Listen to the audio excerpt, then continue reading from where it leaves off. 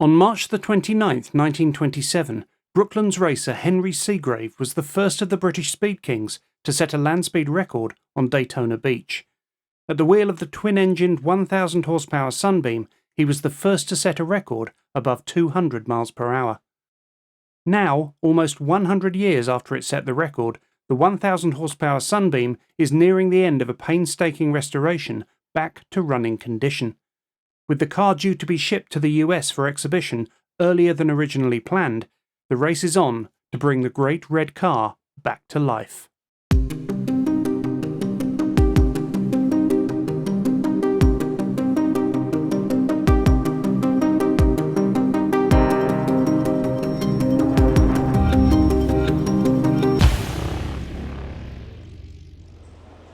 The last time we saw the Sunbeam was at Beaulieu Auto Jumble. Yep. With its rear engine newly fitted. Nice to have a bit more time with the car here when it was a little bit frantic at the Auto Jumble. So what have you done since then? Have you made any progress in here since then, or has it all been about the front engine? It's mainly been about the front engine, but we have done a few little bits and pieces to the car since it came back into the museum. You can see this shiny brass bit here, which is the rev counter drive, which we're just test fitting to make sure that that's going to run along the bodywork properly. There's no sharp bends in it. Run it all the way up to the rev counter, which has now come back from being overhauled. And then we can, next time we run it, we can check that the rev counter is working perfectly. The rear engine is permanently connected to the transmission, whereas the front engine we can disconnect via the clutch on the flywheel on the back of the front engine. But if you look on the car here, you've got the rear engine in situ, and off the back of the engine there's a shaft which is bolted directly to the flywheel. That shaft comes forward to the spur gearbox, which is here, this big bit here, where you've got a big gear and a little gear. So the big gear is permanently attached to the rear engine, which turns the little gear, and then via this clutch here, which is a big multi-plate Healy Shaw's style clutch, goes into the gearbox. From the gearbox it goes to the bevel drive. There's no differential on this car, and you've got two output shafts, one coming out to this sprocket this side, one going to the sprocket on the other side, and then it's chain driven to the rear wheels. So the only way to disconnect the drive from the engine is that clutch. You put the gear into neutral. It's a 3-speed gearbox with a reverse. I'm not sure how much reversing you're going to be doing with it, but it's there should you need it. I think you had to have it as part of the accreditation for the land speed record. I think you're right. I think actually there was one land speed record where it was going to be disallowed, and I think it was Ernest Eldridge. Right. Modified his car almost overnight, so it had a reverse gear, so he was a contender. Yeah. Yeah. So on the other end of the spur gearbox, you can see there's another flange there, and that's where the front engine connects into. So the engine will sit in that big void that we've got there, connect into there via the clutch, and this lever here actually operates the clutch. So you have it locked out, and then when you want to engage it, you push it forward, or vice versa. I haven't worked out which yet. So is that something, the only person that could have reached that was Segrave, presumably, Segrave. So he would have leant forward to start the front engine, drop that clutch. Exactly, yeah. And these panels, we believe, were put in as an afterthought because the airflow coming through the car had a tendency to try and push him out the cockpit. Talk to me a little bit about these rods that are running to Segrave's left shoulder. What's all this about? Right, well, this one here is a fuel control knob, basically. You either turn the fuel on or you turn it off by moving that lever backwards or forwards, and that turns the taps off on the fuel tank. The other two, one is a throttle control, so it's just transferring from the foot pedal via various linkages to operate the throttle on the carburetors, and the other one is for your ignition timing. This lever here, you can actually change the ignition timing from retard to advance, and you see that's moving that rod there. Yep. And that's changing your ignition timing. And as I say, the other one is the throttle. So it's operating the throttles on that carburetor, but it will be linked to the front engine as well. Same with the ignition control. Here we are at the front. So the rear engine, you'd said when we spoke at the Auto Jumble, you said that the rear engine was quite a tight fit. Very tight fit, yeah. There's masses of space here at the front of the car, or is there? I mean, it's a big engine. Do you foresee this being an equally tight fit? It will be a tight fit because the engine sits on this subframe here. I mean, this is the engine mounts there and at the front. But the gap between the front of the subframe and the coupling on the gearbox is very, very small.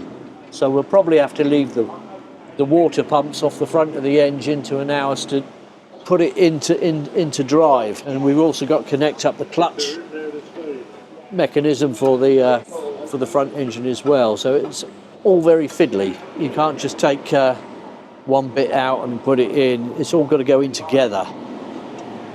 But you're obviously already thinking about how you're going to get it into the car. Yeah, I mean, it's only a reverse of when we took it apart. And as we took it apart 12 years ago, I don't see it being a problem, you know.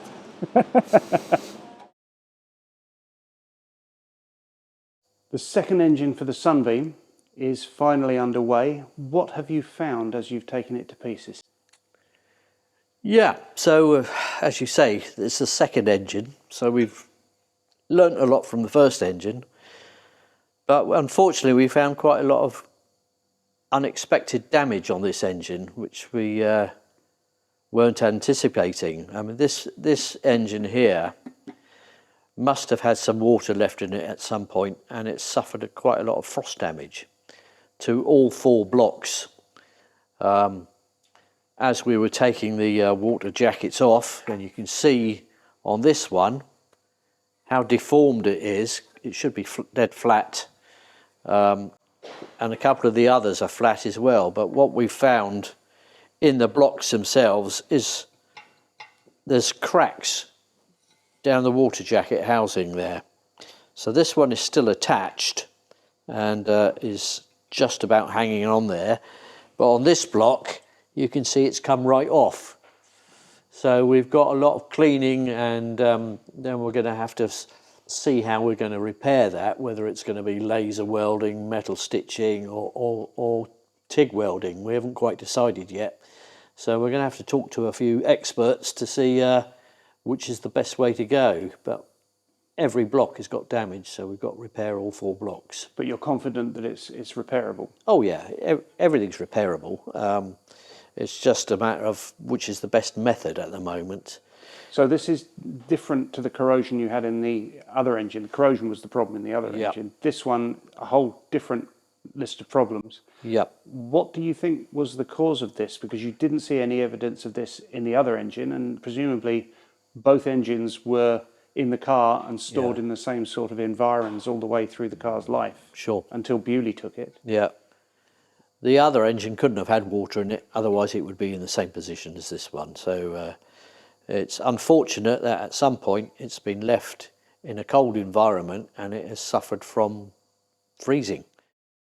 Well, this was a bit of a surprise to us, really. This is the sump of the Matabele, and they're normally a solid cast aluminium.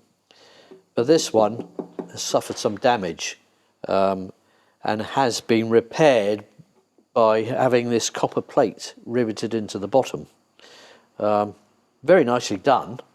Whether at some point the engine got dropped when they were craning it in and out of the boat or whatever, or it's been kicking around the factory for years, we don't know why it happened.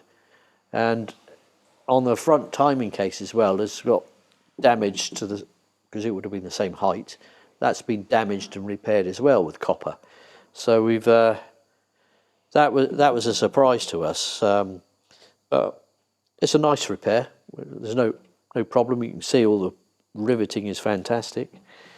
But also, while we were taking the sump off, we found the strainer here, filter, if you like, and you'll see that it's filled with a mesh there, but the rest of them are missing, and the filter has actually degraded and fallen apart, and it's all gone through the pumps and through the engine by the look of it. So as we strip the oil pumps out, we're going to have a good look at those, and the white metaling we know we're going to be changing anyway, so the crank doesn't look too bad, so we're quite happy with that. So it looks like we've got away lightly with that, but we're going to have to replace the filter galls when we rebuild it.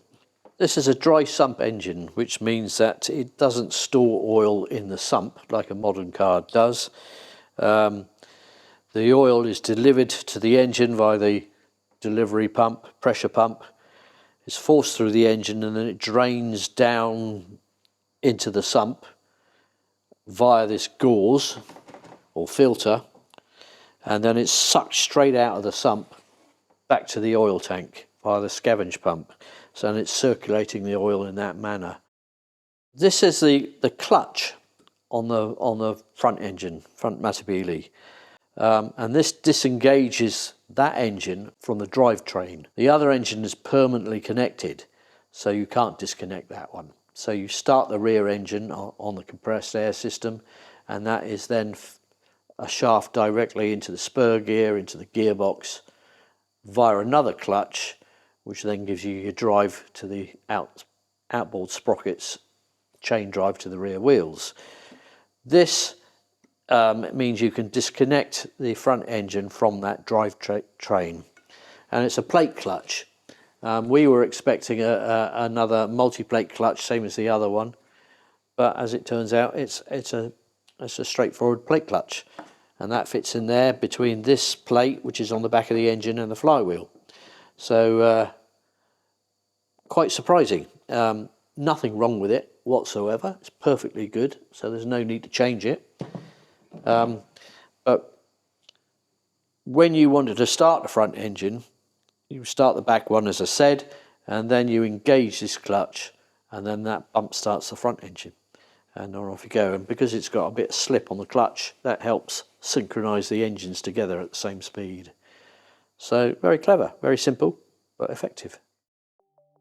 In the next part of the Sunbeam restoration story, we head to engine specialist Formals to see how the second engine's new bearings are cast and machined.